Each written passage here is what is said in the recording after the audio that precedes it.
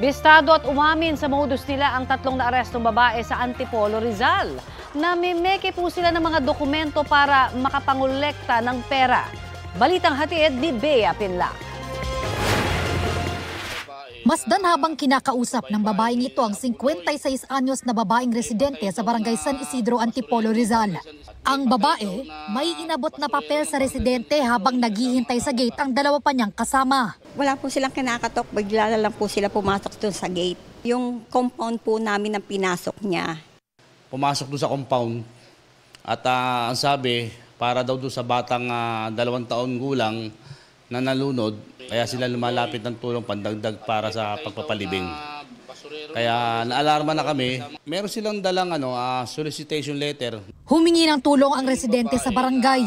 Hindi raw kasi ito ang unang beses na gumawa-gawa umano ng kwento at nameke ng papeles ang tatlong babaeng suspect para mangalap ng pera sa mga residente roon. Yung unang punta nila para mag-solicit, para daw po yun sa basurero ng barangay San Isidro na patay daw. Kaya nag-report yung complainant dito sa barangay, bumalik ulit doon sa complainant. At kasi yun, nakapagbigay ng pera nung una, halagang 40 pesos ang alam ko.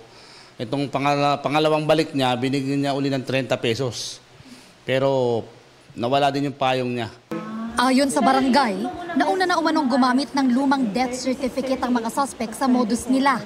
Ngayon naman, ang gamit daw nilang panlinlang, peking solicitation letter. Ginawa nila yung letter. Tapos listahan ng mga tao na nagbigay ng pera. Pero ayon sa kanila, wala lang yun. Gawa-gawa lang daw nila yun. Arestado ang tatlong babaeng suspect na edad 38, 37 at 23. Aminado silang 1 taon ang ginagawa ang ganitong modus dahil nila sa kakapusan sa pera. Umaabot daw sa 1,000 piso ang nakukuha nila minsan sa isang araw. Nangangatok lang po kami sa mga bahay-bahay po. Kung sino lang po magbigay, ay lang po. Nangangailangan lang po ako minsan po kasi hindi po sapat yung kinikita rin po ng asawa ko. 7 po kasi yung anak ko po, maliliit pa, wala po kasi trabaho yung asawa ko po. Pinambabayad lang po namin sa utang po.